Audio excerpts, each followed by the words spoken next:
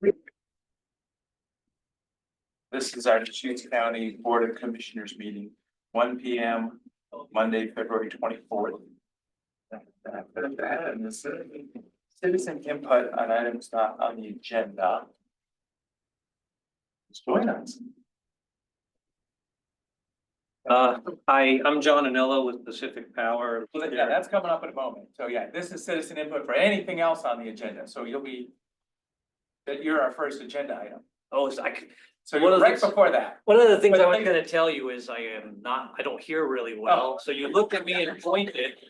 And I just took that as a signal. There you go. That starts. Okay, so stand by for just one moment. Okay. Is there anybody? So, is anything not on the agenda, is that what you? Yeah. Okay, my name is Tina Colleen Smith, and I have a little issue with the homelessness. Yeah, so please come to the table and. Oh, sure. Do that for absolutely, sure, so. yeah. There You you want go. us to move? Yeah, just for a moment. Yeah, please. Sorry. No worries. Uh, Thank you. Thanks for joining us. So Yeah. this is our citizen input. Right, Sure. as the meeting gets started. Yeah. Thanks for having me. Oh, go ahead, is that what you're saying? So I've been, Do you mind saying your name again? yeah, Tina Colleen Smith. I have been here 29 years, paying taxes 38, not in Bend, obviously. But I, currently had some medical issues, and so I was homeless. I actually was homeless for 3 years, because it was very hard for me to get assistance, because I've been a taxpayer, so it seems like, people who pay taxes can't get assistance that much. So anyway, so I'm currently at the old mill studios on 904 Southeast Third, and it is infested with drugs. You shake your head. Why are you shaking your head? No, because I'm so glad you came to us Oh. today to say Oh. what's really going on, because, we just had a fabulous ceremony this. Sheriff's office and everything. Oh, nice. So- I love those guys. Yeah, so anyway, Anyway, so my son, he's 25, he's also a taxpayer, and he will never drive, and so, I stopped driving a year ago so I could experience life how he has to experience on the bus systems and transit. I believe there's a transit committee meeting coming up tomorrow or today, 4 to 6, something like. And I know that there's a homelessness meeting at Westside Church tomorrow from 5 to 8:30. I'm going to attend that as well. But there was the bus smelled like pot so bad that I had to go to work smelling like pot. And there was 8 of the drug users on the bus at the time. And when I walk on the bus, I have no problem having a voice, and I said, boy, it sure smells like pot on here, and then they all chimed in, 8 of them. About, oh yeah, join us, but no, I'm sorry, I like a clean bloodstream, I don't want drugs or alcohol in my system. So it turned into a fight on the bus, basically an argument. I tried to remain cool, calm, and collected, and it was really hard because they got mouthy with my son. My son, of course, wants to defend his mother. I can handle myself, but so I'm having a hard time. Paying taxes while they think that it's okay to use our system, freely. Thank you very. Hopefully I made that nice and short and to the point. Yeah, no, thank you very much. Thanks Yeah. for being engaged. Do you want to tell us what route that was on? That was on Route 1, but I ride the bus everywhere, as does my son, and it's all, 4 is awful, 1 is awful, and then 2 down to the library where they like to hang out. So it was Route 1, I can give you a date and time, I can email it if I need to. It was on Courtney's bus. Yeah. She asked it, she said she could stop the bus and let us all off. I invited the 8 people to get off the bus with me. They chose not to. I would have handled it off the bus, but they chose to.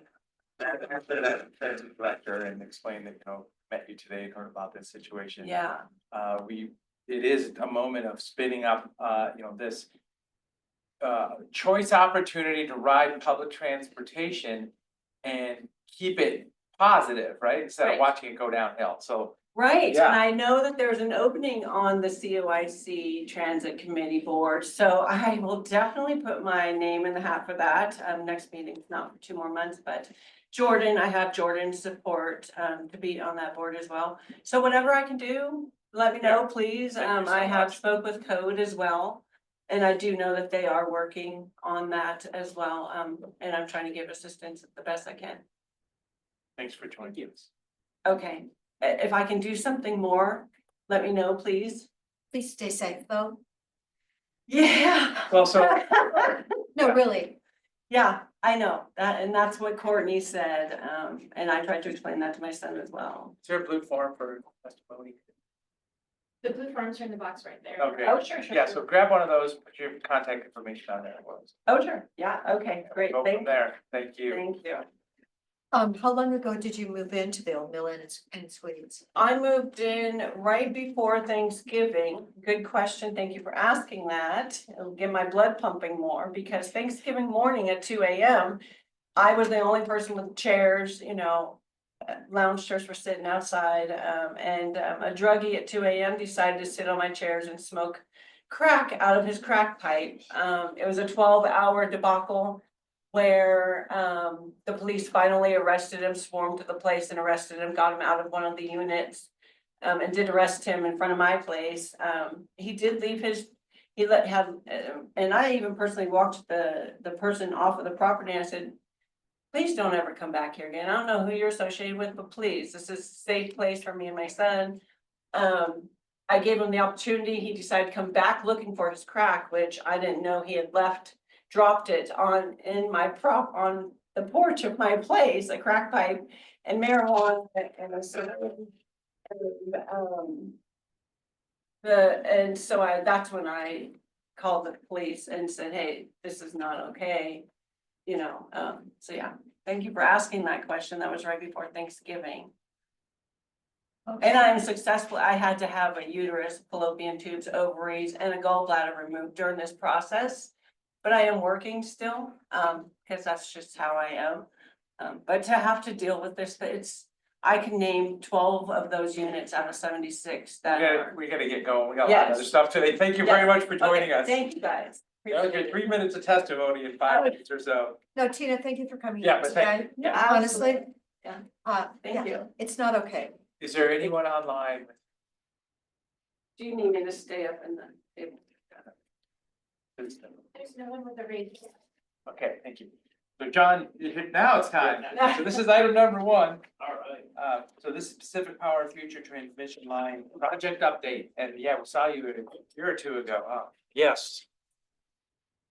We're here to give you a little bit of an update. Thank you very much. Again, I'm John Anello. I'm the project manager for Pacific Power. Derek Bell is the project manager for Power Engineers. His company's doing a lot of the really on the ground work, so he'll have a lot more technical information. So again, just so you know, I am hard hearing, and in a room like this, if you say something to me and I give you an answer that makes absolutely no sense, I didn't hear you. We'll try a second time if that happens. Either that or I make up answers anyway, so. I'll go ahead next. So again, we'll remind you the service territory, Washington, Oregon, California, the specific area that we're looking at is where the dotted circle is. That's running generally from kind of the Prineville area down to the Klamath area. This is a project we call Blueprint South. Eventually, there will be a Blueprint North connecting up into our northern territory, but this project is just the southern. The blue on that map, is that a Pacific Power service territory? Yeah, there's a lot, well, not, so inside there is a lot of other territories as well, but generally speaking, it is where we serve. So there's like CEC territory in there and other PUDs. We're not the sole provider. Okay, but you don't, but that blue is on there to show where Pacific Power is present. It's to show, yeah, where in our territory that the routing studies are occurring in our territory. Yes. I hope I'm not confusing the issue. Go ahead. So again, the project need for this is, the systems in our operational grids are being over-duty in numerous locations. A 500 kV line reinforces the general backbone of our infrastructure system. It allows us for other interconnections for distribution of renewable power that wants to be passed on to other customers. And it provides operational flexibility. Is this going to go into Lakeview at all? Say that again. Is this project going to go into Lakeview? Because when I talked to Lakeview, there's a project there and they're saying it's gonna take 5 years to get power for the biomass plant that have been purchased to have power to run it. Yeah, And this this is not gonna touch that. the purpose of this project again is it's reinforcing the backbone system of the entire region. It's not delivering power to any community. Yeah, we've met with Lakeview. They brought up the fact that, they would like to see more power into their area because then they could allow more businesses to come in. Unfortunately, directly, this project won't support that. Indirectly, it will. It will bring a 500 kV line closer, which will reduce the cost in getting future power to people and make it quicker, but it's not a short-term fix for them. Okay, thank you. Again, this is a more detailed location or map of where the project area is, showing that it's generally coming from the south, our substation that's called Snow Goose down there. The routes are going to be inside this circle and end up at the very top. You can see the word full circle that points to that other circle. That's about a 5-mile radius. The location of a substation will be the terminal point of this line, but that location hasn't been identified yet. Additionally, there's another substation that will be part of the project in the Chiloquin area. The circle shows with that general 5-mile area where it's being located. We've made some contact with some landowners, so we're in the process of trying to site that substation. The full circle substation is a part of a separate project because it's on a more rapid timeline. This just shows again, the operational system, different levels of voltages that you'll find. Transmission voltages are generally 115 to 500 kV, and this is a 500 kV system. Distributions are much lower, down at 12 and 35 kV, and then your household systems are 110, 220. Just a representational diagram of the generational system, showing the generation unit in the top left, following the different transmission lines till ultimately it gets down to the retail customers. These are generic representations of what structures for this 500 kV line are likely to look at. They are the big lattice tower structures. They're not the smaller ones. This shows the right of way, the heights, the widths of the structure to kind of give you again a general representation of the likely that the design will indicate how they're actually designed.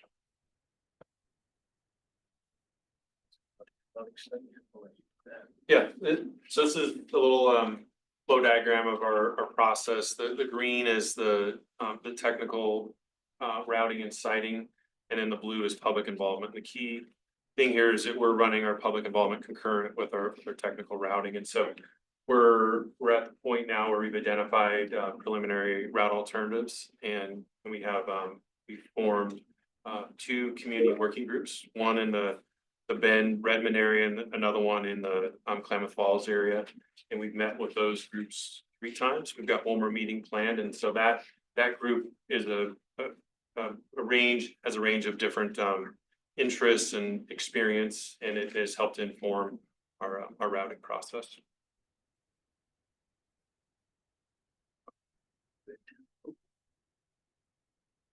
Got a couple slides here to talk about the way we approach our routing. So we look at opportunities as one of the first ways that we identify our different route links. And so our opportunities are really trying to parallel, or we call it co-locating existing built infrastructure, so existing roads, existing transmission lines, rail lines. And pipelines, try to parallel as much as we can since there's already development there. And then on the constraint side of things, these are different things in the community that could be impacted with residences being up top there, agricultural operations. We have several airstrips throughout the study area. We've got schools, different parks, we got archaeological sites, different threatened and endangered species, and we've got some wetland and riparian areas. And as a part of our routing process, we're pulling a variety of desktop information about all these different resources. We're looking at land use, visual. We've got some designated restricted visual areas in federal land, different cultural resources, the publicly available information on biological species in the area that are threatened and endangered. We pull all the mapping for waters and wetlands, and when we're siting the substation, we also take a close look at the geological considerations, the slopes, the seismic faults, and so forth. From engineering considerations, we're looking for when we do routing, we just want to make sure we don't, put a line in some place that is incredibly difficult to construct up and down, mountains, along rivers or crossing major rivers where we can avoid it. We're concerned about floodplains and accessibility for maintenance. And then again, general overall constructability of the line. These are the general evaluation factors that we have to take into account. It's everything from engineering, environmental, renewable resources, view sheds, impacts to the local population, property ownership. And one of the critical ones, of course, is public input, because these lines are getting more and more challenging to site. I'm going to let you talk through this route. Okay. So this is where we're at right now. And so after going through all technical routing, the three community working groups, this is what we've identified for our route alternatives. And what you'll see, we've kind of broken this down between the full circle target area. This is kind of by the Redmond Airport. And so between there and Chiloquin, we've basically got 4 corridors with 6 different variations that are kind of between the Bend and Redmond area. And then down south, Chiloquin, we have basically 3 corridors with a couple variations closer to Klamath Falls. And the one thing that's notable is there's we're good here. This where it says 20 here, we've got a corridor that runs north-south. You may be familiar with driving past there. This is where there's 3 500 kV lines that are currently built in the north-south, and this is referred to as the West-Wide Energy Corridor. That's been through a federal process to show preference to site these lines there. And so we've got 3 of our routes that do follow that corridor, and we have with different variations kind of between Bend and Redmond. And so just some general characterization here, to the far left, and I'll just kind of focus on Chiloquin to full circle because that's what's more relevant to this county. That basically follows 97, and then there's also an existing transmission line that co-locates with. Going to the right, there's the next line over is what we refer to as a greenfield route, so it's really not paralleling any existing infrastructure. We wanted to give us that option to look at different alternatives. Also, the colors you see in that study area, the green is Forest Service land, and yellow is BLM land, and white is private. So then the third corridor over is the West-Wide Energy Corridor that I was referring to. And then the furthest right corridor, this follows, there's a DC line that's built so as it angles to the southeast, that follows the DC line. There's a small greenfield section, and then near where in Lake County, and then it heads back to the southwest. That follows existing transmission as well. And so you'll see, for the most part, we're trying to parallel existing transmission and roads as much as possible. What is DC when you're referring to? direct current. Oh, it is Yep. DC Yep, electricity. Yep, yep, I was yeah, that's wondering what if yeah, it's electricity, yeah. Yeah. Yep. And that's a good way to send high power. It has a specific purpose.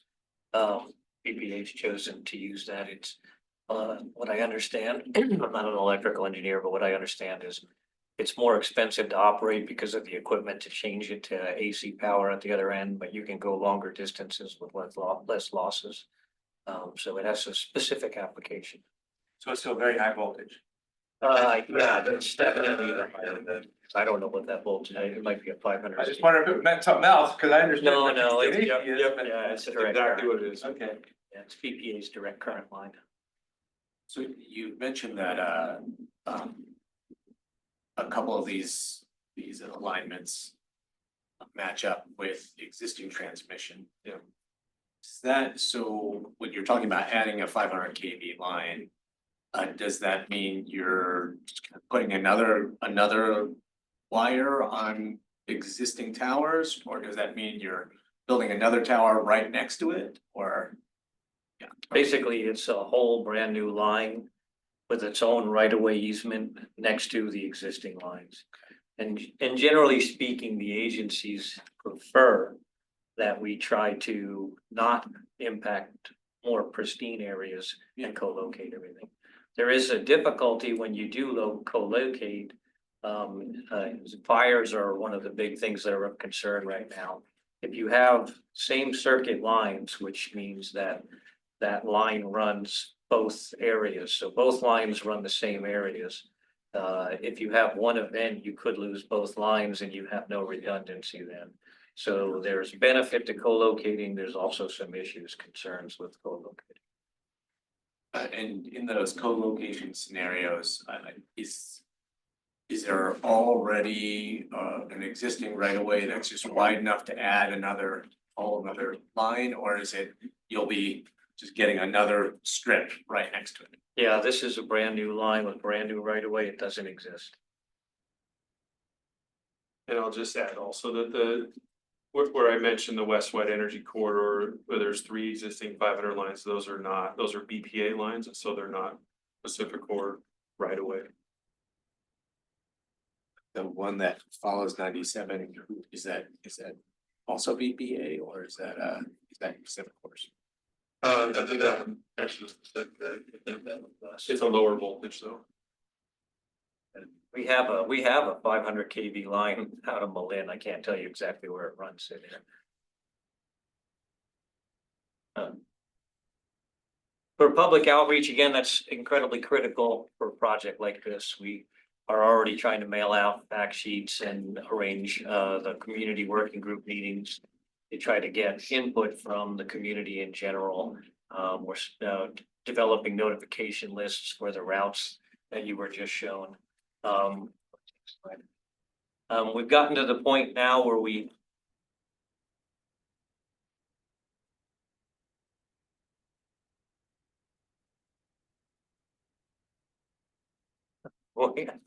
hidden from you is a public open house meeting. We have 4 public meetings coming up in the next couple of weeks. There'll be one in Prineville on the 10th, one in Bend on the 11th, and Chiloquin on the 12th, and Klamath Falls on the 12th. And those will all be in person. There will be a virtual one for people who couldn't attend on the 18th. These meetings are not, you correct me here, these meetings are not the kind of get up and we explain what's going on.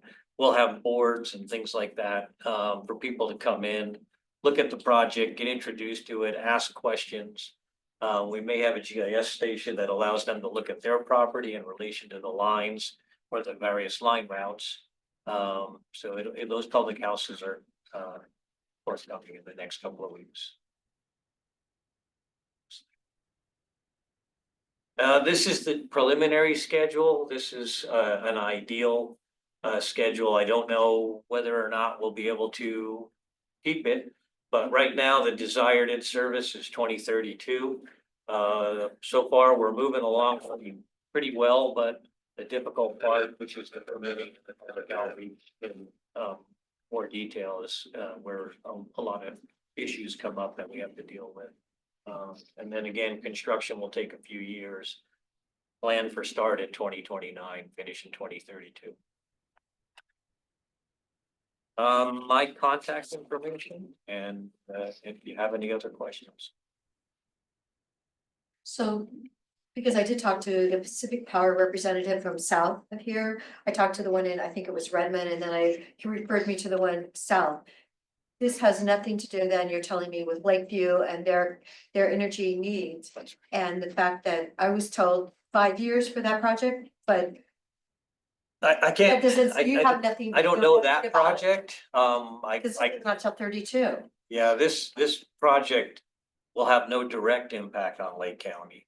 There are indirect impacts further down the line, because again, this substation moves a 500 kV line from us, from our facilities closer to others of our customers that they can tap into in the future.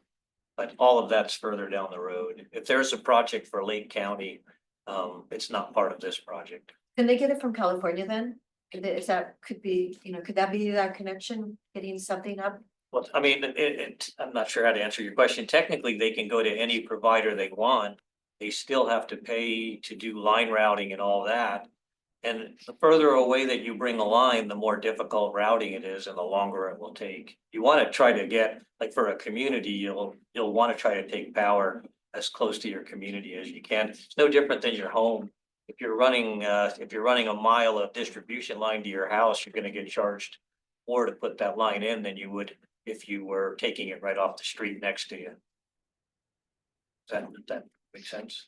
Of course it does. I just want to know. I just feel badly for them that We do they're too. so incapacitated with their power capacity at this moment. Yeah, so public utility, I'm sure you know it, I'll say it anyway though, but a public utility, I can't speculatively send power down the road. I could build a McDonald's where I think customers are gonna wanna get access to McDonald's. I can only build after the demand requires it. So the unfortunate problem is we're serving the community needs as they are now, and other people would like to go there. We can't speculatively send power down there because it impacts the rate base. And ratepayers don't want to pay for speculative power delivery that might never get utilized. So we're kind of in a position where we have to actually wait for a customer that's willing to go into Lake County and then bring the power to them themselves. Then we can expand upon it. But you're forecasting demand increase in the K Falls area enough to build this line. Well, this line is the entire Oregon region that it's, and it's, yes, the loads are already such that this line is needed. So, and it's only going to become more needed in the future. But along those lines, I wanted to ask about opportunities for generation along, essentially in the vicinity of this line. So does building these transmission lines provide more opportunities for people to build generation projects kind of in that vicinity, or? Yeah, indirectly it does. Generally, a provider of power is not going to want to connect into a 500 kV line, generally speaking, because the cost for the equipment is pretty high. They want to connect in at a lower voltage, like 230 or 115, because the equipment is less expensive to do so. Okay. But what this allows, by increasing the backbone, it allows us to take more power from other providers. Whereas like if the current backbone might be over duty and we get to a point where it's like a highway, you just can't take any more cars. So you have to build a bypass, and that allows you to divide traffic up, more traffic can increase. It's the same kind of thing. Indirectly, this will allow more generators to be put on the system because we'll have more ability to carry load to other users. Right. And so what does that look like in between like a wind farm or a solar farm and this 500 kV line? Like what is that bypass? Well, so basically what this is we're gonna conduct the new sub, the Chiloquin sub that we're building. That'll be a 500 to 230 kV sub conversion. The 230 lines will then be able to connect to other generators. And then you can send more power onto those lines, which you can send more power onto this system once it's built, rather than all riding on the same current 500 kV line. So these, like a renewable project developer, they're looking for a substation to connect to tie in to this system. Either substations or, yeah, that's correct. Substations or lower voltage lines. They're looking for where they can connect in at a lower cost. Yeah. So you, again, I don't want to, you can connect in at this voltage. It's just very expensive. The equipment's much more expensive. So we think of the energy moving north? Or balancing out, could it be going either way? It can be going either way. Yeah, okay, so that was, Yeah. so it, wherever the need is and the generation is, so it could change over time, but it'll be a path. Correct. Yeah, it's a path for wherever the power's needed. Another question, so, you've mentioned BPA, I know that they're working on additional transmission lines as well. I don't know. I'm not sure what my guess is that they do, they have the same issues we do, but I just don't know what their projects are.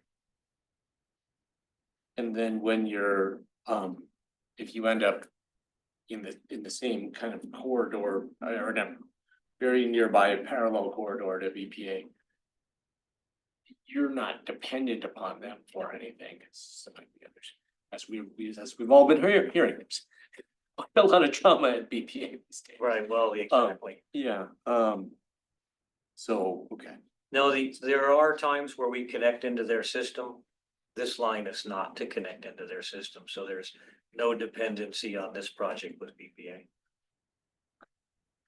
When you mentioned the line that your lines that are near Highway 97, but are not 500 kV, would you would build the 500 kV line right next to that? You wouldn't just kind of take down those lines and put up higher power ones? No, that line serves a different purpose. So, removing that line would remove it from our grid, and that's that. We're not just simply upgrading a line from 230 to 500. This is a completely separate line, so they'd be next to each other. Then just one more question. So back to that idea of, building right next to parallel existing versus what you call it, a greenfield development. I was tracking that, one of the advantages is the federal land agencies and probably private property owners, like it better not to cut through new areas, but it kind of concentrates your vulnerabilities to fire. Correct. And other.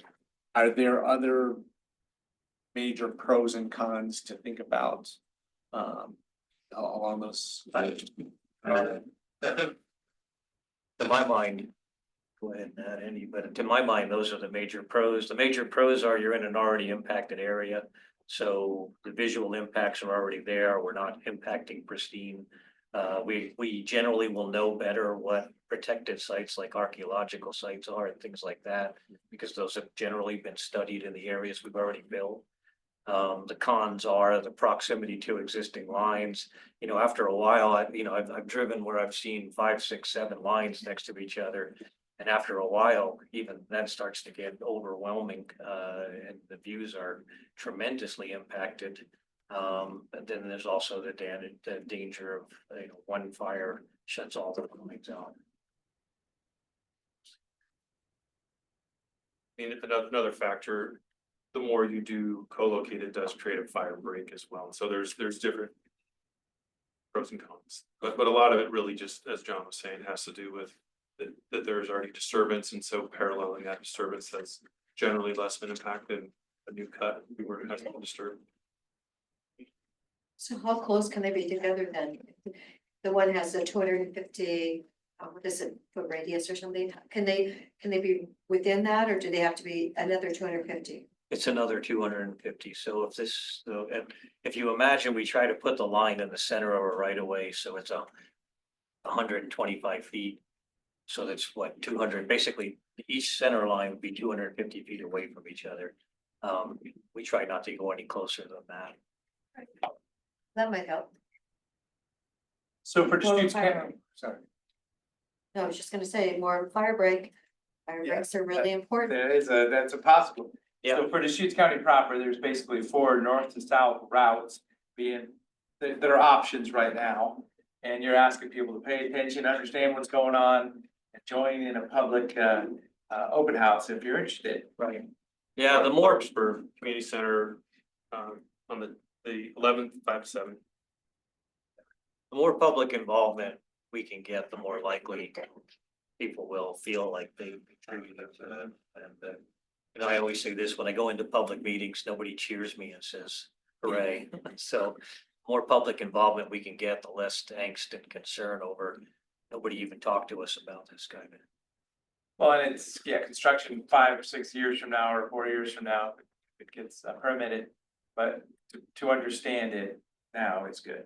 Well, and it is difficult for us to try to keep the public engaged because it does take that long, so we do have to periodically throw open house meetings again to kind of update people. Because after a while, people forget that you were even talking to them. I'll just add to, this is a voluntary process that Pacific Power is going through with the routing and public involvement before we even get into permitting. So the intention is to come into permitting with a route that's a good route, that's gonna have the least impact on the community. Great. Just one more specific question, and you know, maybe you guys know the geography in enough detail or not to answer this question, but this greenfield route kind of right up the middle, is that going basically right next to Pine Mountain? Are you up in Redmond here? Up here, by kind of by the county line Oh, boundary. Oh, on the Pine there. Yeah, I mean, I think the Newberry Crater is here, and that Pine Mountain is here. But I Yeah. was just, So we're, that line is to the east of Newberry, Okay. you know, monument there.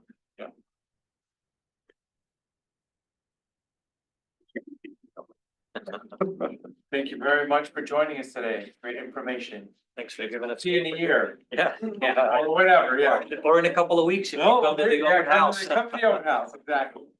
yeah, we have a meeting at the same time. Oh, really? Yeah. There's a virtual meeting too on the 18th. There you go. Thank you. Thank you. Next item, follow-up discussion for a draft presentation for annual state of Southern Deschutes County, South County breakfast. Hey, Commissioners, Jen Patterson, Strategic Initiatives Manager for the record. My keyboard just decided to stick, so hopefully it works.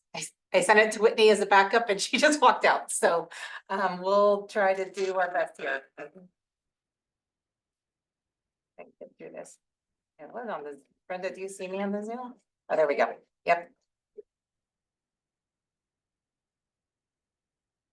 So yeah, my goal would just be to basically kind of figure out the flow, how we're doing. I don't know if there's any other changes that are proposed. Yeah, I thought it looked okay. Yeah. Okay, there we go. So there was only a few changes from the last one. Okay, so for the legislative priorities, we talked about the 4 changes or the changes to this, but you just didn't visually see them in the last meeting. So those were agreed upon, but just wanted to touch on that, make sure we're good there. Well, so let's talk about that. So I mean, each one of those could take up a half hour or more. We're probably gonna be talking 20 minutes or 25 minutes. Yeah, I mean, if you want Did we figure out how much time we're actually allocated? You have 20 minutes, 20 minutes. but she can find. Problem. She can find a few extra, 5 to 10 extra minutes if you guys want it. So if you do, let me know and I'll email Christine and say you want 30 minutes. Well, and then, as I say, so let's look at the slides for where do we want the content to be, as in, you know, these could be, here's some bullet points, or we can talk about each one of them. I'm just, Sorry, do you want to look at the rest of the slides first to see? yeah, let's Okay. flip through real quick, yeah. So the difference on this one was we removed Newberry Regional Plan and we, regional partnership, and we, added in Newberry Country Plan with those 3 brief bullets on there. And then for the housing slide, we changed the to the Newberry neighborhoods language in there. Got that, Chrissy went out and got that shot for you this weekend. So yeah, I said, how about a shot of houses being built with like the open space behind it, cause that's where future houses will be. Exactly what she came up with. She went there directly for that very particular photo. I think This weekend. she had a little road trip with her husband, I believe. So that was added in, and then the remainder of the slides are all the same that we reviewed. So you basically have four. So yeah, it brings us back to those first 4 bullet points about legislative. Do we want to spend 5 minutes? We just want to have one commissioner kind of talk them through a little.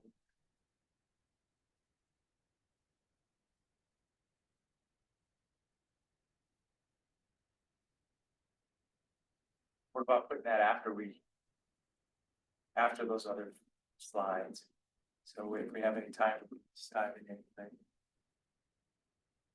So moving it down, we could move it down to after planning for the future. This one, since the economic development slide, that's basically the same slide as last year, but wanted just to touch on your work with EDCO. So we could move the legislative priorities after planning for the future, so that if you have, If we have time. if you burn through the time, then you can. Any thoughts? Fine. That's fine. Okay, yeah, so there you go, there's support for that, so then, to say, because each one. Do you want to assign slides out? As a starting point, is my thought. So probably don't need a whole lot of introduction, we all of us been in office for a while now, so we can just say hi, and then. Who's ready for? 1 to 5, I'd be happy to. and take both items? Yep. Okay.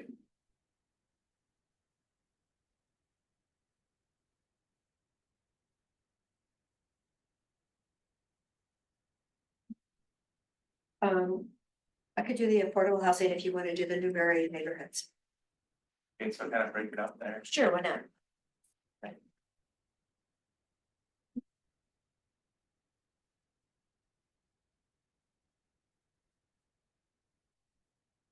Nothing like typing under pressure where everyone can see you. Good to go. Okay. Okay, so here we have 2. My turn again. I can You want to do both of them? cover. How about if we're starting to split them up, how about I do the groundwater protection? And I can do the fire free. I'd like to talk about groundwater protection too, so we can tag team it. We only have 20 minutes for this.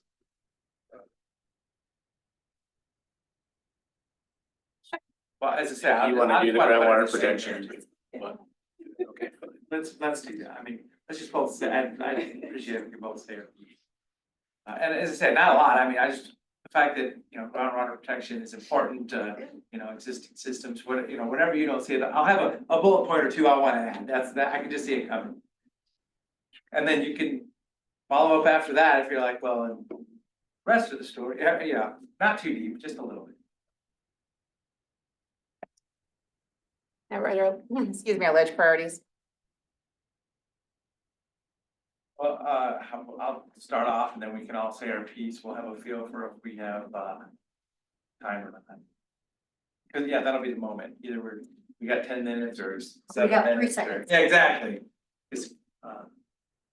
I'll say, these are the 4 topics, I can mention them specifically, and then as I say, if we start talking about one, we can even acknowledge, as soon as we talk about one, it's probably gonna take the rest of our time. So I mean, that's where it'll go, I'm sure. Is that fine enough for note taking on that one? Commissioner DeBonne intros the slide. That's my thought. Okay, if time allows, commissioners will go more in depth on topics. And then economic development, I think this is the same slide you guys have done year on year end for this one. With just the updated numbers are in the breakdown here area. So I'll print off a copy of these for you guys with the notes Yeah. included, so you have the notes. And I'll put those in your inbox. That's it. So do you want, so this is what Christine said, she said, let you guys, let her know if you guys want more time. She can adjust if needed. But are we last? Because if we're last, nobody's gonna want to. Second to last, they're doing a 20-minute guest panelist. I think she said, possibly City of La Pine might not need full 15 minutes, so,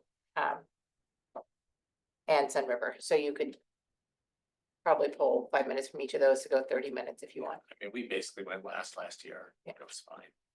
So we're good with the 20 minutes. Yeah, maybe let her know we're gonna be fitting it into 20 minutes, but maybe a little bit longer. If she wants to buffer, she wants to Yeah. buffer it. Yeah. Okay, great. And I'll send her over a copy of this final slide. I'll be there. I think Nick is going to, so we can have I'll bring a hard copy in case. We have orange to sell. That's right, and 60-mile-an-hour winds, Okay, really fun. great. Great. That's all I Thank you had. so much, yeah. Thank you. So you're gonna put it in our box now. Yep, I'll go print it off with the notes now, so you have it. Thank you. Yeah. Maybe that's. So at the mountains. Yeah, item number 3, treasurer report, financial big picture stuff.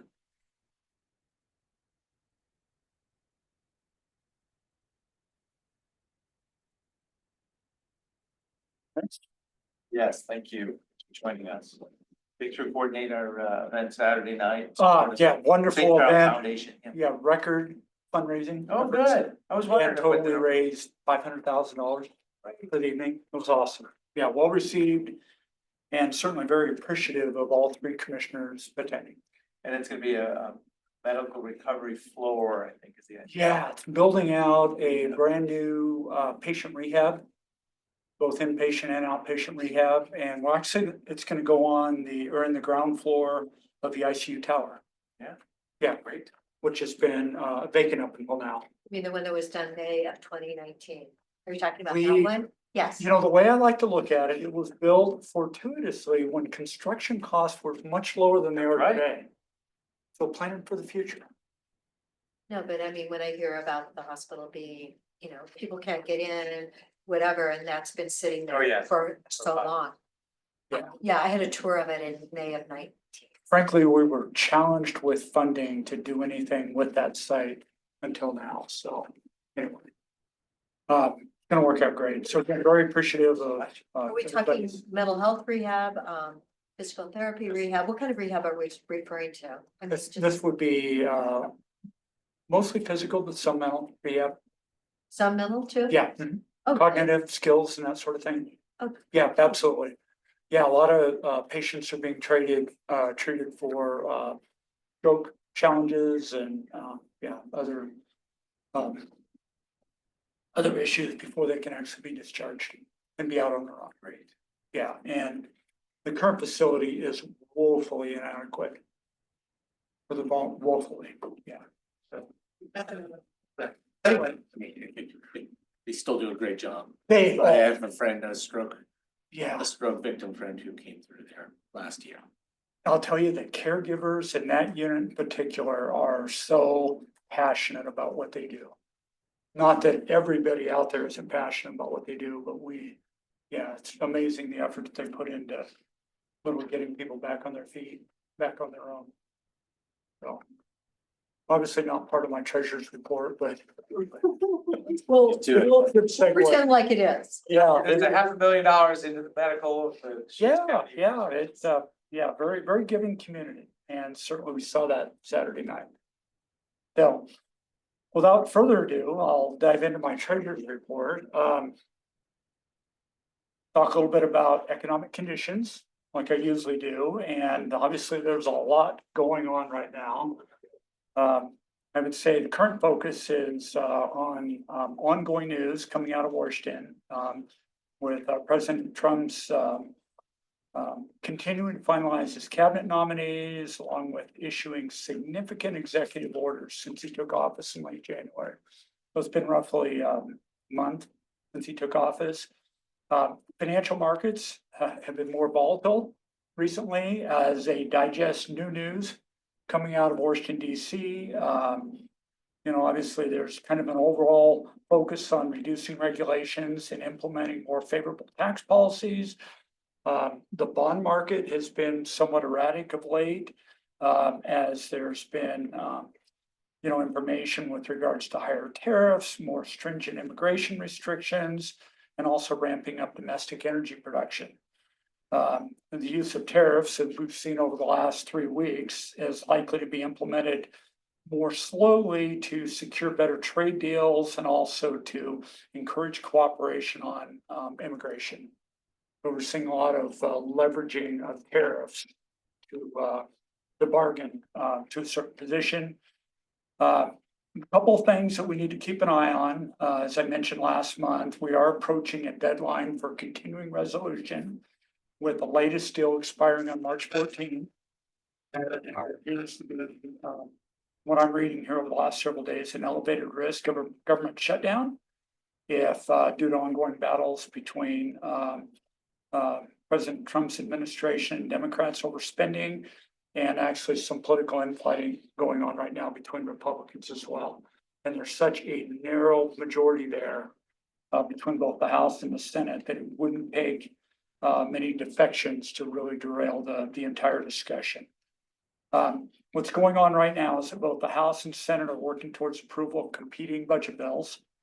And there was news out on Friday that the Senate version actually includes 4.5 trillion in tax cuts over 10 years, and actually a $4 trillion increase to the debt ceiling, which is wrapped into that as well. And this is an issue that I mentioned will require continued focus. And also as a reminder, we do not have an approved full year budget for the current budget year, which started October 1st of 2024. So we've been working off of continuing resolution since then. And then the other issue is that the US government hit its roughly $36 trillion debt limit in late January, with the Treasury Department taking what's known as extraordinary measures to allow the government to pay its bills, part of which the shrinking of the federal government right now is actually working to keep us under that debt ceiling that's out there. But these extraordinary measures include suspending payment on some government employee savings plans, underinvesting in certain government funds, and also delaying some bond auctions. And again, we're kind of right at that cap right now. So that's going to need to be addressed at some point in the very near future. Any change in the debt ceiling metrics requires majority approval in the House and 60 votes in the Senate.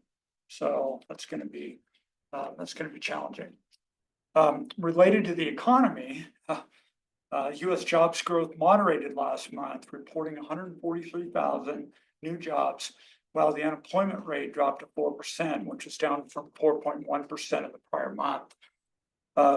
Continued concern is the ongoing significant reductions in the federal workforce and the impact that will have on future.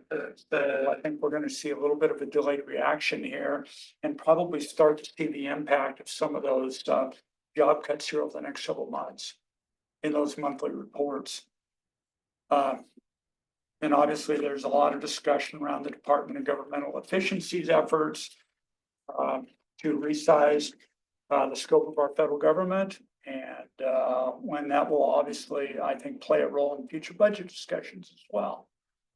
On a yearly basis, the January CPI surprised to the upside, increasing to 3% on an annualized basis. Concerns exist on persistent pressures over energy and food prices, with potential implications for future monetary policy. Core inflation rates also rose higher than expected for that period. As a result, then during the January 28th, 29th meeting, the Fed chose not to take any action on short-term rates. And but the Fed has communicated its expectation to slow the pace of rate reductions into 2025 due to concerns over still elevated inflationary pressure. Economic growth has been fairly robust, but we're starting to see some cracks showing here over the last week or so. Labor market has been solid, but again, we're starting to see some recent signs that maybe it's not as strong as we thought, and inflation remains above target levels. which means that monetary policy should remain modestly restrictive. There are growing concerns, as I mentioned earlier, regarding the effects of tariffs and immigration policy. And Wall Street is still forecasting 2 rate cuts, but they'll probably, if they do occur, it would be later in 2025. The Fed's next meeting is March 18th and 19th, and the expectation right now for the market is that there will be no action on rates. Another economic barometer to watch is consumer confidence, which plummeted 10% on a monthly basis in February, which is a 15-month low. And this is reflecting consumers' concerns over persistent inflation and negative impacts on tariffs. From a manufacturing perspective, a producer price index increased to 3.5% year over year, which is up from 3.3% in December. Inflationary pressure, this is at the producer price level. Again, over the last week, I hate to use this word, but there's been some rumblings with regards to not inflation, but stagflation, which is where inflation is increasing while the economy shrinks. And that can be very challenging because you can't lower rates because that will put more inflationary pressure into the economy. So again, just rumblings right now. Nobody is sure, kind of where this is going to end up, but it looks like we're in for an interesting ride over the next few months here with regards to the economy. The most recent average 30-year mortgage rate has actually declined over the past several weeks and now stands at roughly 7%. Rates are expected to show some volatility over the next few months, like I mentioned earlier, as the market digests the impact from proposed economic policies.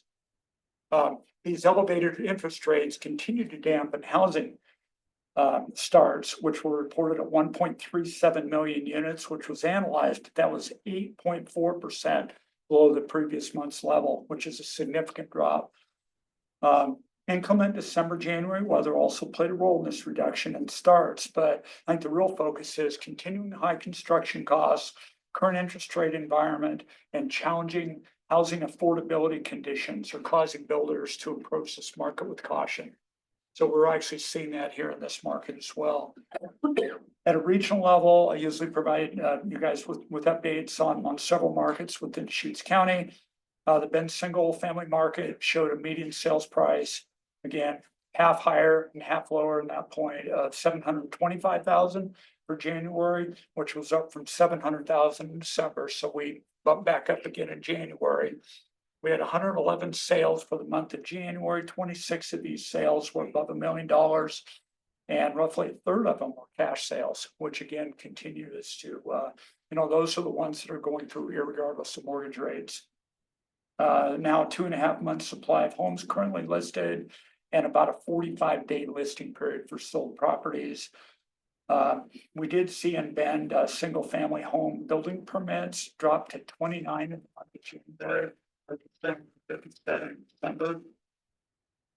Redmond statistics saw a significant jump in median sales price to $562,000 in Redmond for the month of January, which is up from $498,000 in December. So that's a significant increase.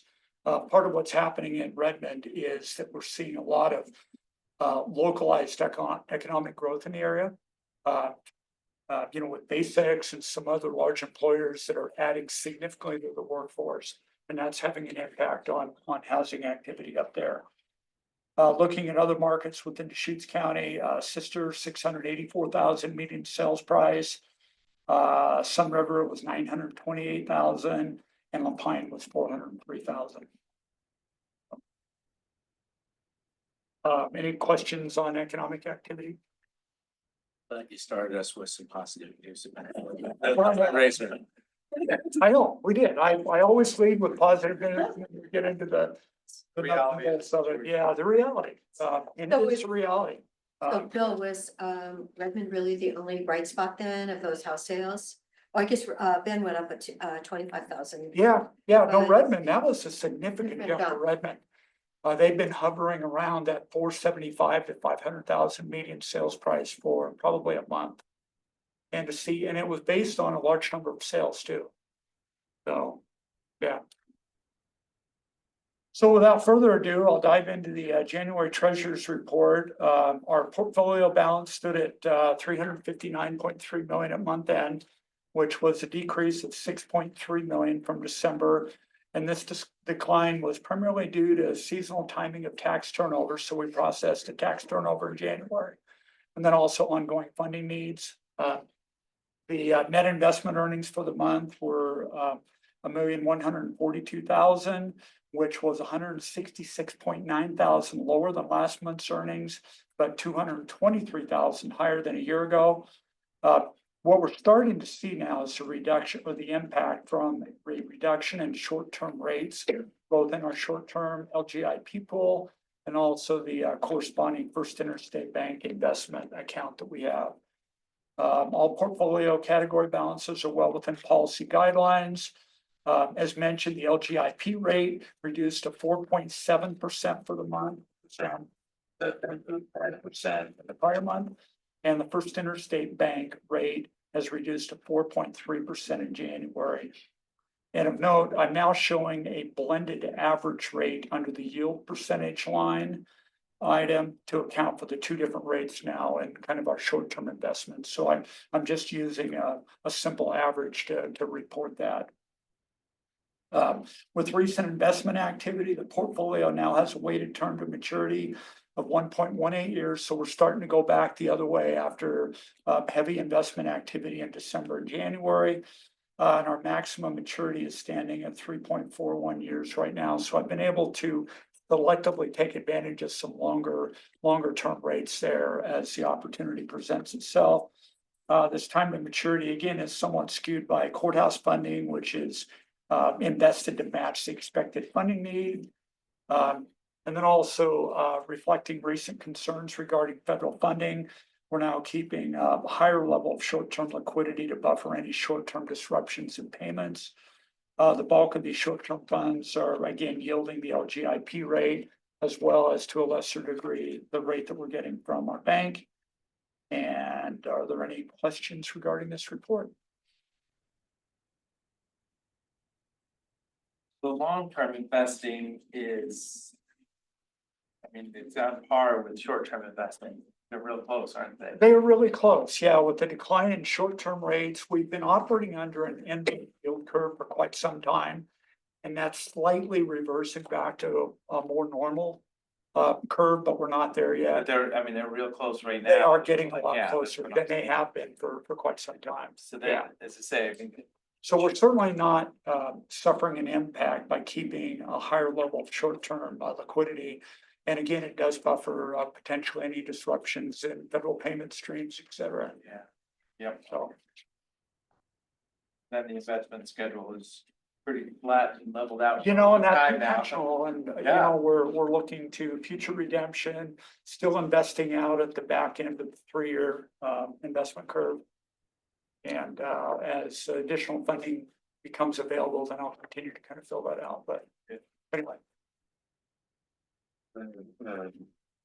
Looking at the county rate of return over 24 months versus these other. The 2-year treasury, the corporate and the LGIP.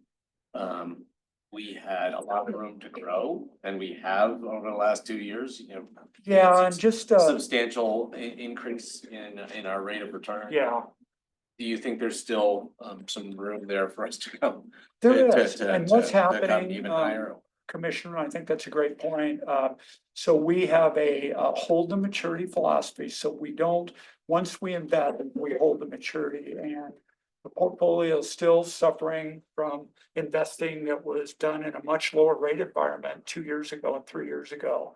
And so as those investments mature and drop off, they're being replaced with higher yielding investments. So that's why you see the curve shaped the way it is, and also the bump up in short-term rates as well. Well, we're not gonna, I mean, I guess my concern would be if all these other Our things investment, start to go down, then, our you know, then investment where our. policy does not allow us to take on, especially with that corporate bond rate. I mean, that's a much higher risk category than typically what we're what we're investing in. And so we have to be mindful that we've got a pretty narrow focus on what we're allowed to invest in from a safety and security I mean, standpoint. like the LGIP looks like it's been on a steady downward, It has been, from path a little for bit over 5%. 3-4 months. Yeah, it has. And again, they're being influenced by the state pool as those higher yielding investments drop off and what they're able to replace those investments with are not yielding the same rate. You bet. So much. Item number 4, finance. Finance. Good afternoon, Commissioners. For the record, Robert Tintel, Chief Financial Officer. So I invited Jana to join us, and I think she'll start joining us on the financial statement reports. As you know, Jana and her team is responsible for the county's ACFR Annual Comprehensive Financial Report. So she's heavily involved in the finances and the actuals, what actually occurs. We have Cam Sparks, our budget financial planning manager, which is on the budget side, and then Jana is on the financial reporting side. So we're gonna start introducing her a little more to these reports and coming before the board as well. So she'll be joining me today on it. Before we get into the financial report, just want to kind of give you an update where we are on the budget process, just so you know, because it is a big process. Obviously, we had our mid-year meeting in May. We'll draw the whole budget committee together, and that's when, the proposed budget will be released at that time. But the internal service funds, today is actually their deadline for getting their budgets in for the next new year. So it's way ahead of time, of course. And then next week, administration and budget office will be meeting with the internal service fund departments on, actually this week, Tuesday and Wednesday, this week.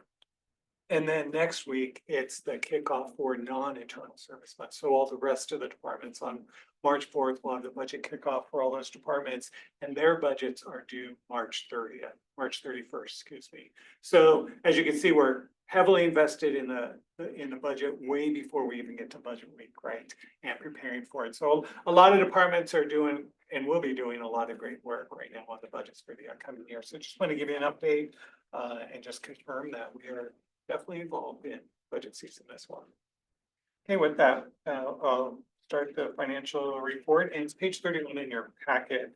So this is for the month of January 2025 for the unaudited look at our financials and update. The revenue in the general fund is about 92% of budget, and this time last year was 91%. So we're on track for there. And expenditures are 42.3% of budget, and last year was 55% of budget. There were some transfers that are included in these numbers from last year. So if you take out the transfers, they really are, we're still comparable for our expenditures. The next page, 32, is the position. Overall, you will see there was a decrease of 1.5 positions in our total positions at the county. One of them was for the houseless effort in that department. I believe it was last month. So one of the commissioners mentioned, hey, we still have that 1.0 FTE in there, and it was reduced this month also, as well as 0.5 FTE for the decrease in the Office of Internal Audit there. As you know, the total there is 10.40%, the grand total July through June, 10%. Last year, fiscal year 24, we ended the year at 10.55, and fiscal year 23, 10.43. So we're just right on target with, we have seemed to be a level out. One time I think it was much higher than the average of 10%. Page 33 in your packet is the total personnel and overtime report. There are no funds that are currently over budget in total personnel costs as of January 31st, 2025, which you would expect. It's 7 months worth of expenditures, and we still have 5 more months to go.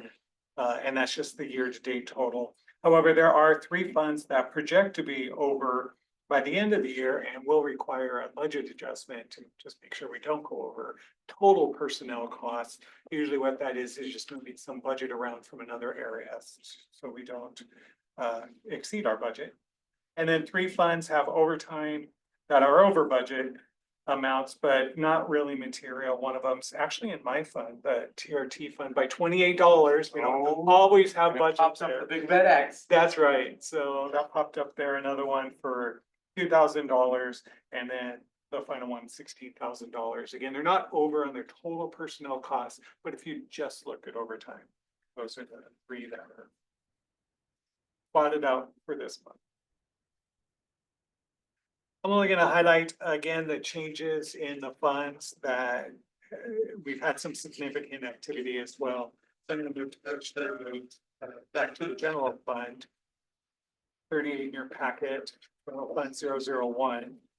Want to highlight it now at the top of the list under resources, you'll see PVAB, which is the Property Value Appeals Board. That was renamed from BOPTA.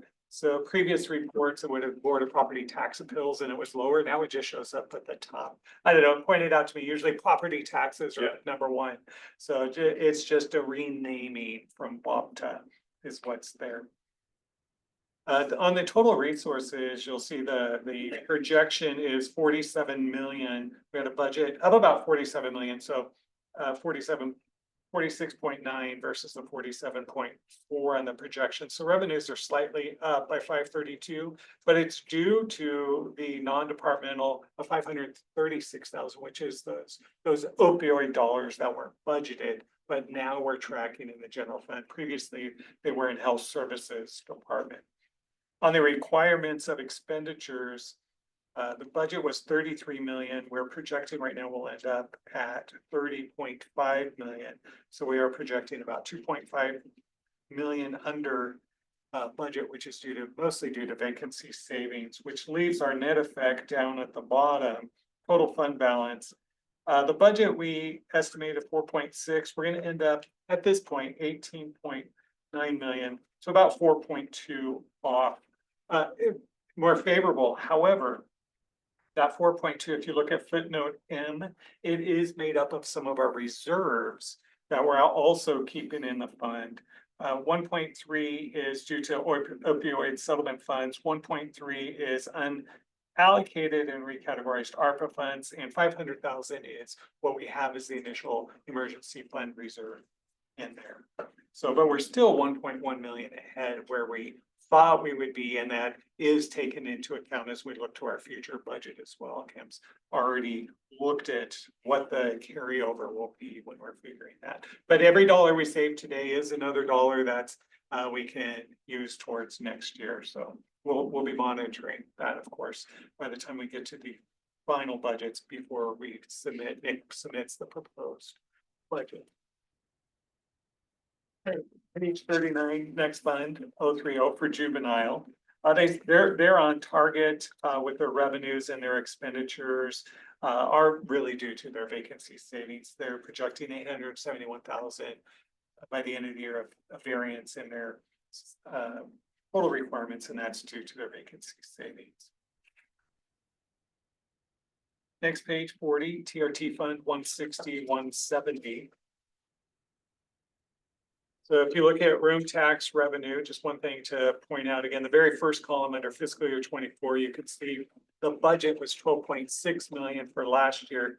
This year it's 12.1 million. So we reduced our budget. Again, we've talked about that before. Well, the good news is the total variance column, some of the prior months, we've had a shortfall. We said we were projecting about 200,000 down in room tax, but based on the numbers we received recently, we're now, our actuals are 2.3% compared to last year, up compared to last year, but they're right on, I'm sorry, I said that backwards. We're even with last fiscal year, but we're over compared to our budget by 2.3% because we lowered our budget.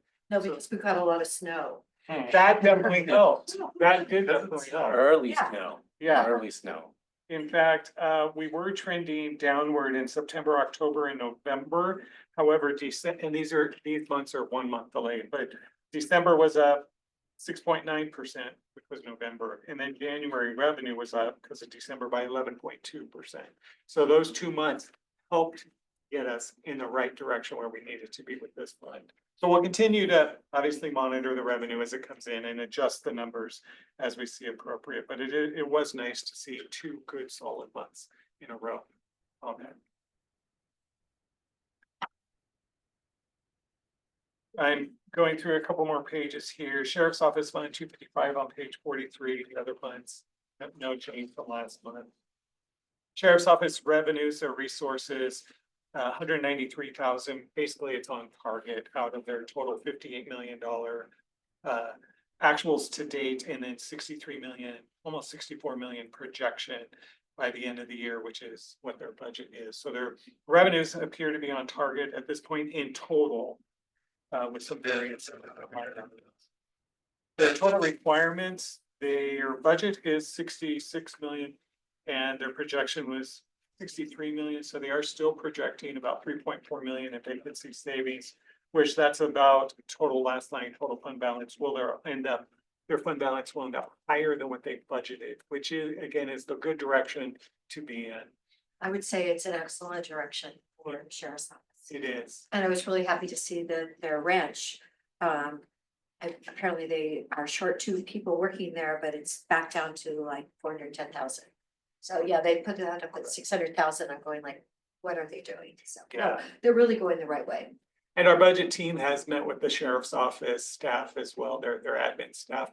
We're looking at their budget projections for next year and actually the future out years too. So it's not just, obviously this is 1 year snapshot picture in time, right, for this year. And then we're looking at next year's budget and the future years out there as well, just to make sure their projections are aligning with how we see that as well. So, and it's been great conversations that we've been having. They said how nice you were to work with. Well, it's also Cam and Jana and her team, both their teams. That's really where the pleasure is coming from. Robert, we will have a chance. We will see the new leadership of the sheriff's office reflected in the budget. You know, in the proposed budget for this coming fiscal. That's correct. It will be their budget. It'll be Sheriff Vanderkamp's proposed budget that gets included in Nick's, in the actual countywide proposed budget. So it'll be their leadership team. And you know, I know it's early at this moment, but like, do you anticipate significant differences? That I know, And not in bottom line numbers necessarily, but just kind of, you know, what's being prioritized for funding and yeah, that's probably a better things like that. question for the sheriff, but I do know that they are. But we'll have a chance to look at Yes. it with them in detail. Yeah. But they are, I do know, anecdotally hearing from them and from our budget team, working with them and our actual team, they are looking at their expenditures and really being mindful of where they want to prioritize their funding. So. Page 44 in the packet, let's say it's 274, and this is the makeup of their total 3 different program areas that they have there. They are projecting in the variance column, the last column on the right, to be under $2 million on the revenue. However, their expenditures, their total requirements has a savings of 6.8 million. And they have some, in the various funds, they have different notes on there too. So overall, by the end of the year, for the total fund balance of all their funds, it's about 2.7 million, 2.8 million higher than what they're projecting. Their capital reserve fund, and I know the board recently approved their reserve policy for them. Their OHP reserves currently has 29.1 million, and they project to be at 33.6 million by the end of the year for their reserve. And they've identified uses for a lot of those funds as well. Page 46, still on health services, but behavioral health portion. Again, this makes up part of that number that we just talked about. Just want to highlight their total resources. They are projecting to be down 3.1 million, which last month, and which is a change compared to last month. And then the requirements, they are projecting a savings of $6 million. Last month, it was only a $2.5 million projection of savings. So they've increased there to make up for additional revenue, and their transfers out have changed. So overall, for behavioral health, the projection at the end of the year at $3.7 million projection which is about 900,000 over their budgeted amount, which last month they were only projecting 113,000 there. So it's actually improved 800,000, even though the revenues changed, but the expenditures are offset. So the net is a little bit better than they were projecting at last month. And yes. Is that mostly vacancy savings? That was where the biggest change was, and they have the footnotes G and H there too. 3.6 million was budgeted for the housing grant, so that's more in their program supply, so they had some savings. There, but part of that's related to capital and depends on the direction that they, go with some of these other options that they have. Public health, really not a lot of change from last month. Their net variance by the end of the year is projected to be 916,000. Now it's 1 million, so it's basically real similar. Same with community development, Fund 295, page 48, they're on target as well. Some slight changes. And same with road. Look through a few more. Parole and probation, page 50 in the packet, Fund 355. Their revenues have increased. Last month, they projected 68,000 for their total resources of a being ahead, and this month they're projecting 264,000 by the end of the year, to end up about 6.6 million in revenues. Right. Robert, I did Yes. notice on solid waste that they were down now 6 FTE. It was like, I think they lost 2 more in this the last FTE report. I just thought that was kind of significant. I would think we need everybody to be there. Well, yeah. He's here, He just happens to be. I saw, yeah, Tim. I highlighted it when I was reviewing everything, and I just wondered. Hey, thanks for being here early. Sure. So it's a benefit, isn't it? I don't have detail. And think about that. Next month, you'll see that change. We have 3 more hires who just came in. And we did have, I know of one that who had just left in the beginning of January, so we're filling that position, but. Yeah, I'm not sure why we were down. I think it was one position's unfilled and one, that's what it was. We still have 1 position unfilled that we haven't. A customer service position, we're waiting on our franchise agreements. Another one was an employee. We had lost an employee and had to fill it back up. Right. Actually, while you're here, Tim, we don't always Let's get get the the numbers, yep. pleasure of your company here. Page 53 in our packet has a solid waste fund. I know you mentioned, and you could just speak generally, but I know you mentioned that the department head, that prior month you were realizing some more activity than usual. And if you just want to speak for a moment on the trend. Yeah, we saw really the first 6 months of the fiscal year, we were up about 6% in revenue above what we had, or volumes above what we had expected. And we saw that continue in January, where I think we were up almost 21% above what we had done.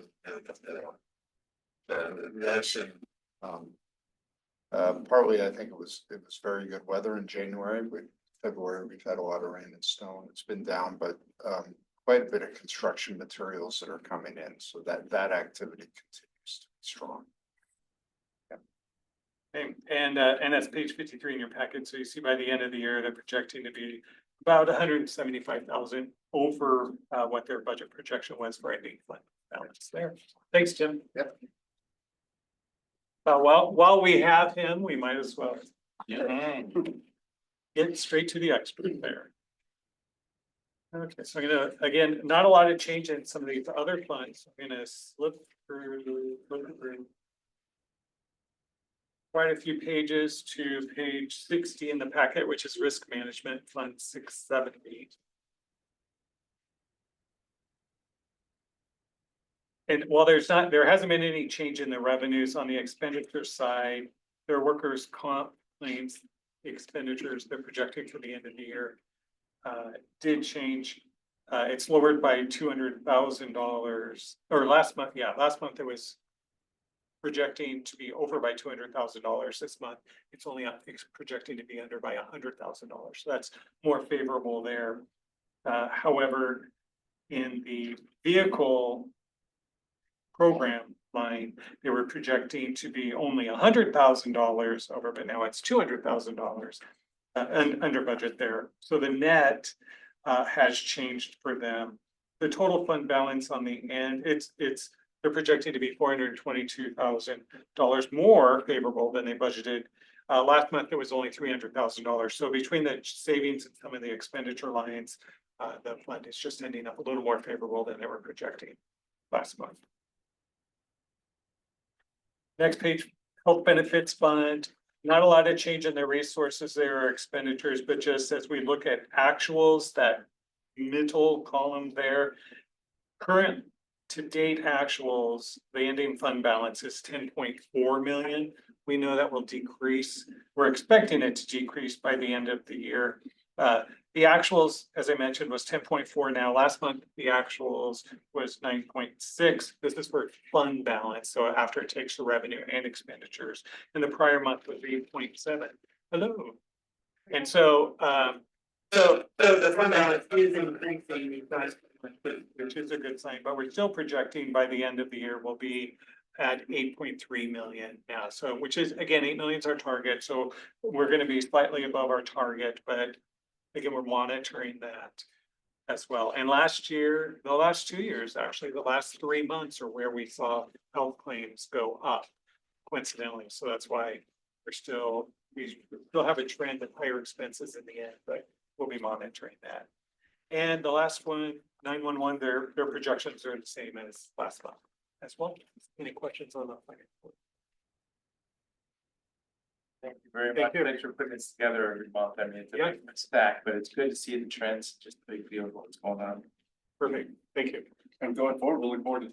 Hey, great talk. Yeah, You'll be sharing with us. Thanks for jumping in. It's great to have you at your table. I think it's great. Thank you.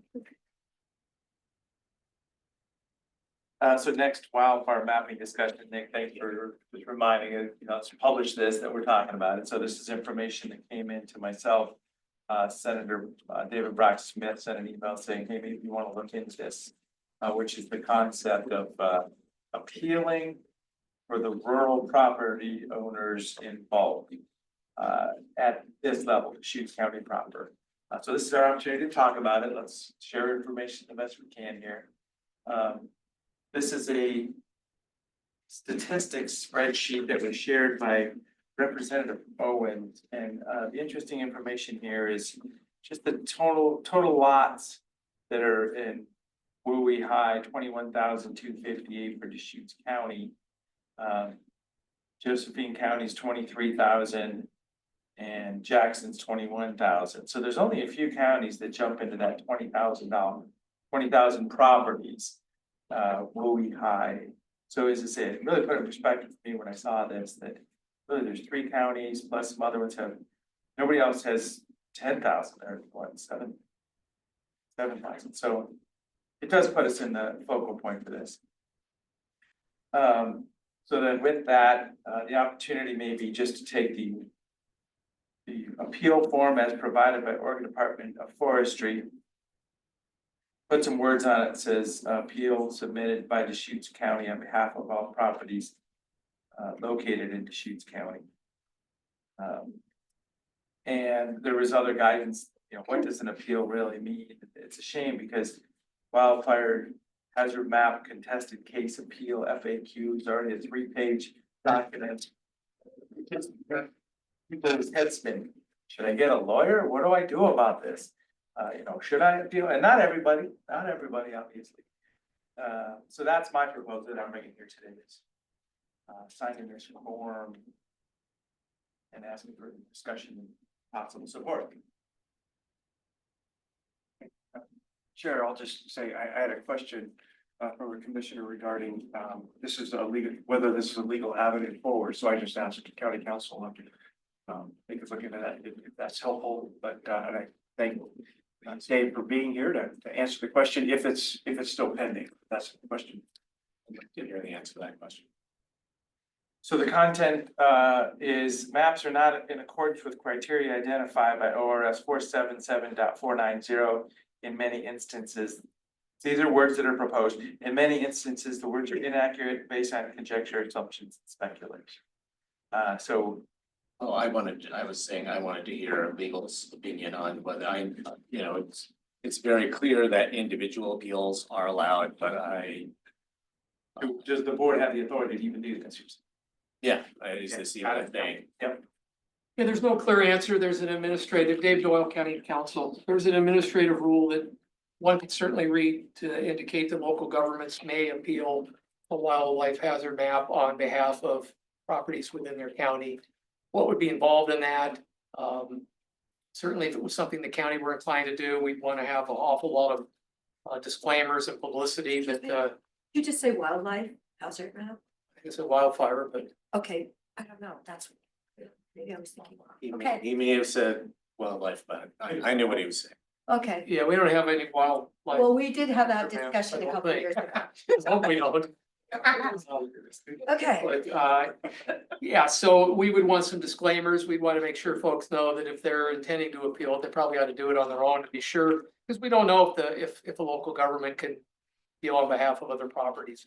We don't know if that's the case, what level of proof would be required if there is some sort of a contested hearing. I think a lot of the smart money is these maps are probably gonna get withdrawn anyway at the state level. And so a lot of this might just be posturing and not really have any practical impact, but in answer to Commissioner Bowen's question, we can't say unequivocally either way that you absolutely can or you absolutely can't. There's an argument, the administrative rule says a local government may appeal the assignment of wildlife hazard zone by somebody in 60 days of yada yada, and there's the criteria that they base it on, and so yeah, I mean, again, I think it's more symbolic than practical. I can't imagine the county would be engaged with challenging and putting on cases for 21,000 or more properties.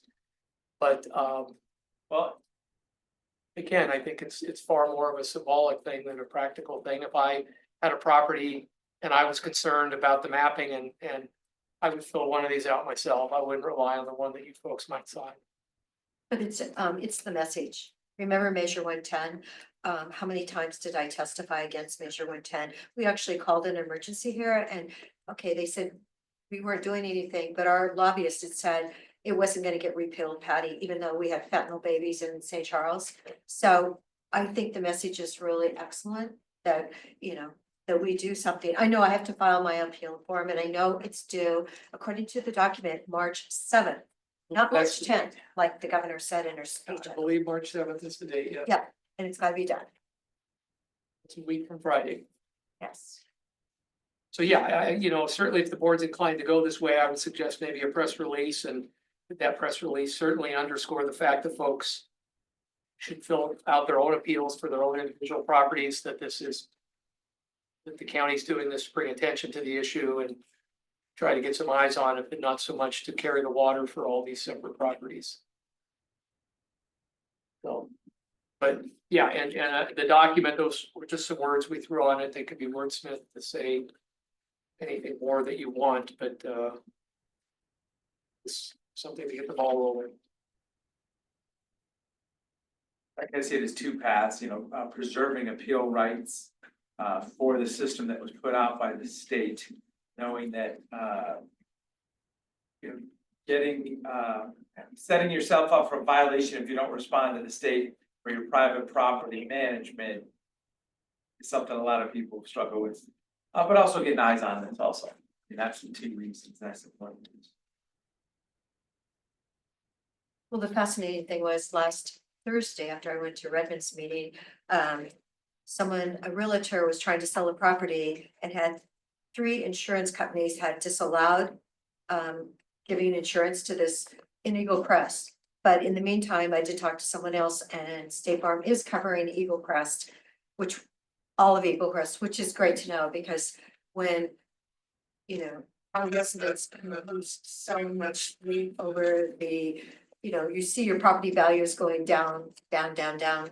And if you can't get insurance, and other people have been told that their insurance company isn't gonna cover them next year. So the fascinating thing is Oregon is #2 in the nation for Firewise sites. When I was first elected, we had 35, we now have over 78. I mean, we've done a lot of really good things in Deschutes County.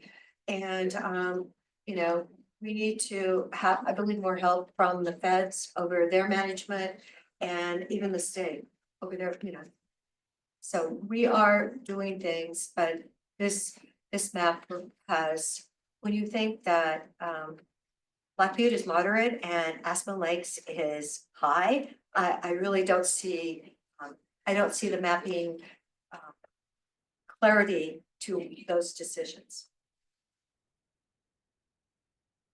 I'll just say that,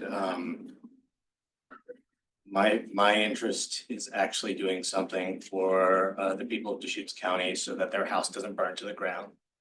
And this appeal and all this attention, focus on the maps is not, it's not helping them.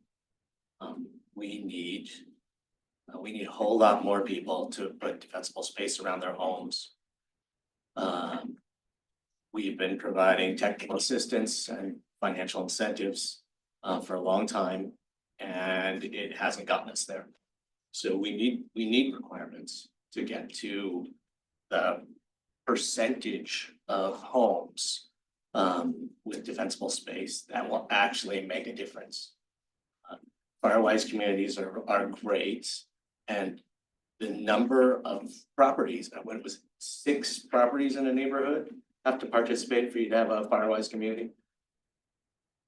That does not help you at all from having a fire roll from your neighbor's property to your house and burn it to the ground. So we need requirements to have more defensible space in our community. And if there's gonna be requirements, we need to decide who the requirement applies to and who it doesn't. So that doesn't mean that this is the map, but it means that we need clear guidance on who has to meet requirements and who doesn't.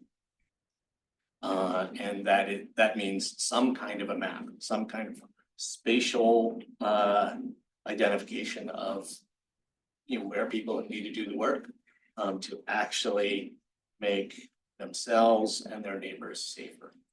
So this appeal is, I mean, if we were talking about how you could actually do a better job at identifying where we need to have requirements, I'd be interested in discussing that.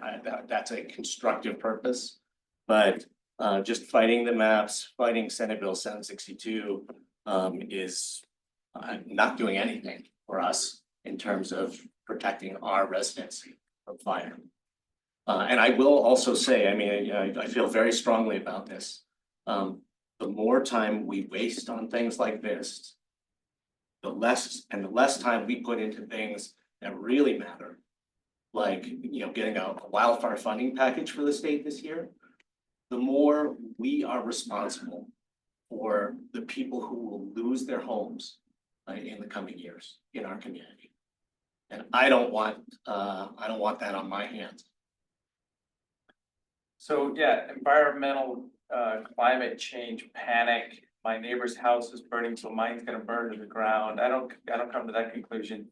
15 years ago, talking about a biomass plant here in Central Oregon, environmental folks are like, nope, can't burn anything. We don't want carbon in the atmosphere. And we have these big fires across the landscape.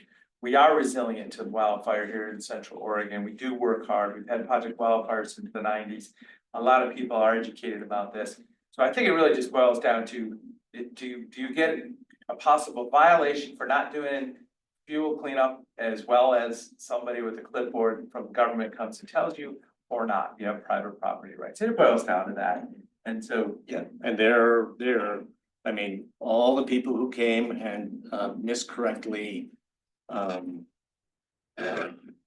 misinformation said, you know, oh, this map is the reason my insurance is going up. They all complained about their neighbors who hadn't done the work, right? So that, those neighbors' properties are what's gonna catch their house on fire. I don't believe they all complained about their neighbors. I think you might have said that my neighbor had a low rating. And what do you want me to do? You want me to asphalt my 10 acres because I have very few trees? Those are the kind of They- stories I heard from A people. huge percentage of those people say, you know, I've done the work. This rating doesn't make sense for my property. My neighbor is the one who we should all be worried about. And you're not gonna get everybody's neighbor to do the work without requirements. Oh, the insurance companies, trust me, are coming down on the community on a daily basis. And one of the people that did bring up her high rating was next to Smith Rock. So immediately I got a hold of JR and put them together, and hopefully we're gonna figure out what's happening there. You know, that's a state park, so. Okay. It is fascinating. I feel fire free. We started that in 2020, and it was gonna cost the county $500,000. And I remember arguing about it and saying, what does one fire cost to Deschutes County? And do people not love to get something for free? So, unfortunately, we don't have that much room, I guess, for that. Okay, It's, so just, You have one? you know, this is just one real data point. Not just somebody speculating, but one real data point to demonstrate that insurers are not using this wildfire hazard map to set people's premium. I'm not or make their debating that. I don't know. coverage You don't need to prove it to me. But, well, we are still arguing about that apparently, but, you know, just put this, I'd like to put this in the record. This is information that was provided to me by my sister's homeowner. They own 2 properties.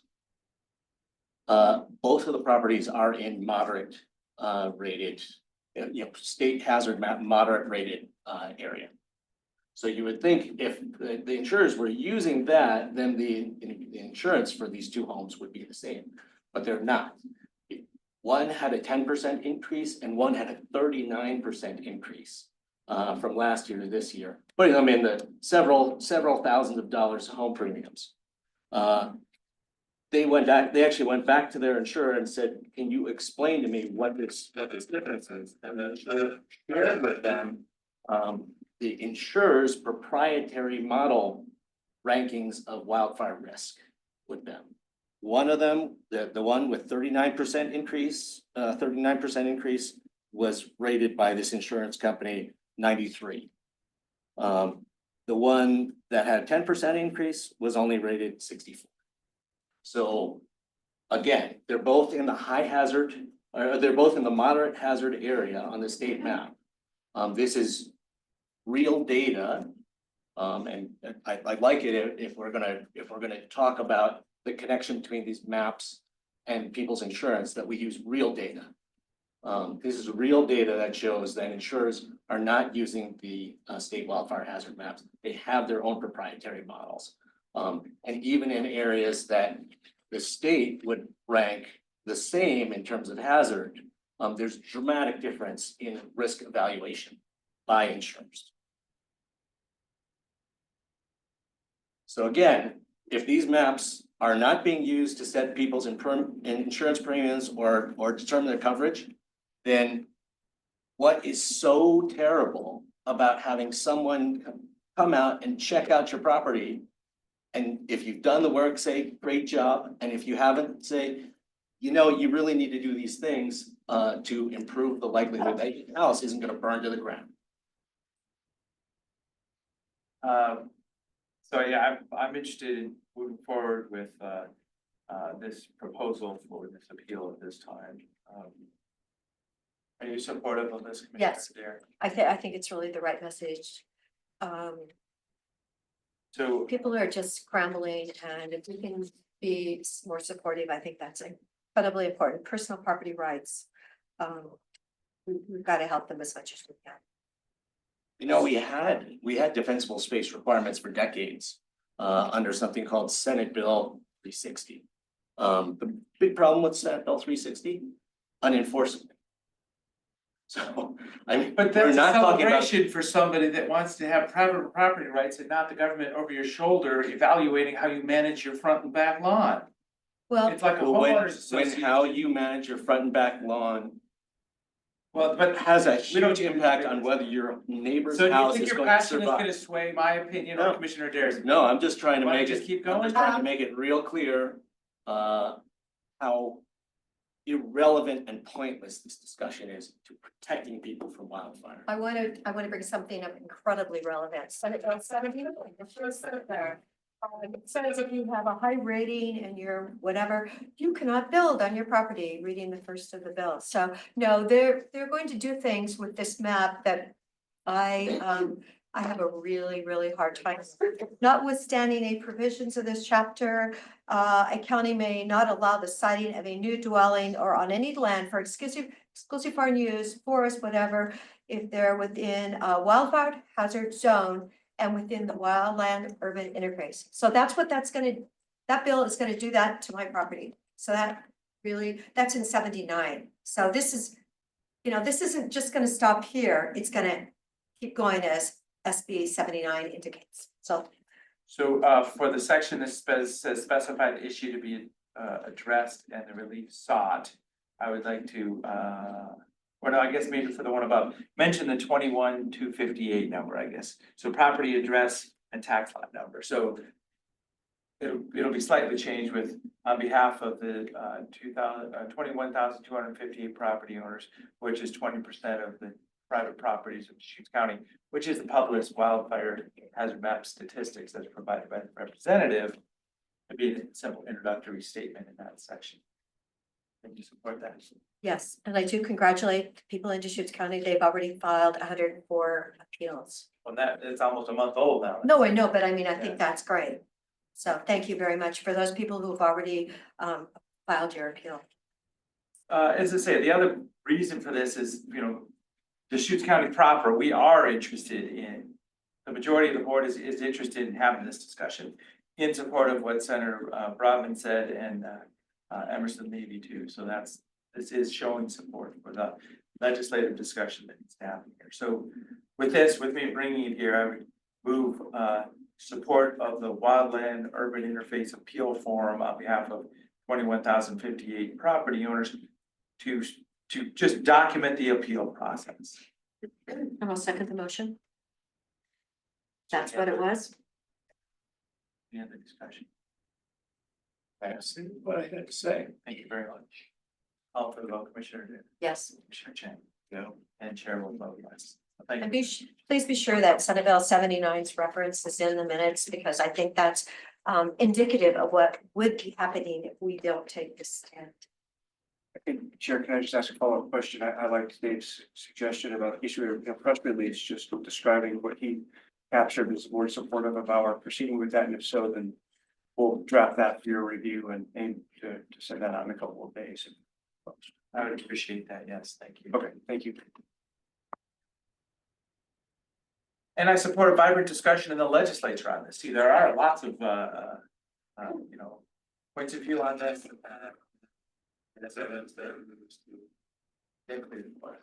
Yeah, and there's a bunch of people who are trying to entirely repeal Senate Bill 762, which is also entirely counterproductive to protecting people's homes from burning to the ground. Thank you. There's a whole lot of absurdity in the legislature right now. Those are the people that That's I vote for. Absurdity, wow, those are powerful. Yeah, you're Yes. judging other people's opinions. You wanna talk about what Senate Bill 762 does? Whether it's a good idea. You wanna go farther? Yeah, We'll let's go wait for ahead. you for a Okay. little bit, Okay, So. sorry for the next item. What We'll get people, there. what people said they want repealed in Senate Bill 762. Senate Bill 762 requires power utilities to have wildfire protection plans that include strategies for shutoffs in high winds. Is that a good idea to make that go away? Senate Bill 762 includes programs to help property owners implement defensible space, technical assistance and financial assistance. Is that a good idea to make go away? Senate Bill 762 included the Oregon Conservation Corps, which, I think at this point has probably helped about 50 low-income seniors get defensible space around their homes and train up young people in wildfire careers. Do we want that to go away too? Senate Bill 762 had a landscape resiliency program to help treat private lands and local government lands in between the federal lands and subdivisions. We were able to get over $6 million to treat hundreds of acres in Deschutes County through that program. Should we make that go away too? Senate Bill 762 provided home and commercial scale air filtration systems to protect our people from smoke, our vulnerable populations. Should we make that go away? Yeah, and Senate Bill 762 boosted our firefighting capacity, our prescribed fire capacity, and other things, the people who genuinely protect us from wildfire. So people are having discussions about these issues in the legislature right now. And a lot of them are playing politics with our livelihoods, our homes, and our lives. See, there's a whole different way to view this too. I mean, on the west side of the mountains, not as much on the east. There used to be a vibrant logging infrastructure where there would be an activity that would be very motivated to have low fire activity for commercial value. And a lot of those items I could live without. Those are public investments that private property can take care of themselves. So saying that there's a one size fits all government solution for all your problems, you just need to pay more taxes, is the opposite of some people's conclusion. So this is the crux of the discussion, but judging different people's opinions is pretty.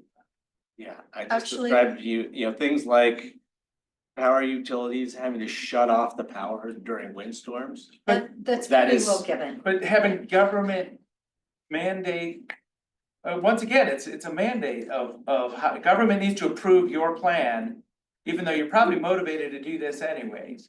So, the power companies are motivated to move electrons as long as they can, then the and assumption as much is- as they can, and they The need to assumption be. is They profits, need to have people, that, and they we need to have that, control. they need to have that incentive This balance. is, we don't need to go any farther, I would just Yeah. let you go on that, so. And there is another letter, and I don't know if it's in the record or not, but it was an open letter to us regarding wildfire maps. And this is a group of actually 4 individuals that are retired US Forest Service, and the last paragraph partially says, however, having inconsistent mapping of the fire hazard due to inaccurate base data will undoubtedly complicate efforts by the Sister City Council.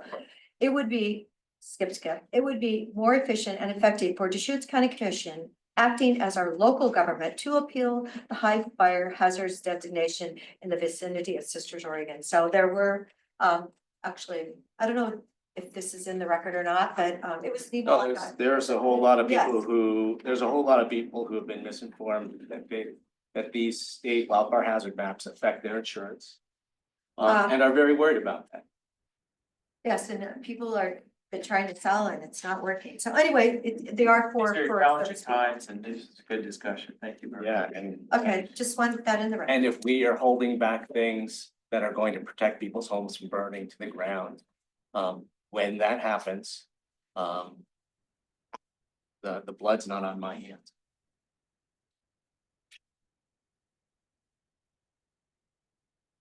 Are there any other items for this meeting? Other items? Anything else? Other items? So seeing now, we do have executive session today. Okay. You're on, Kevin. So,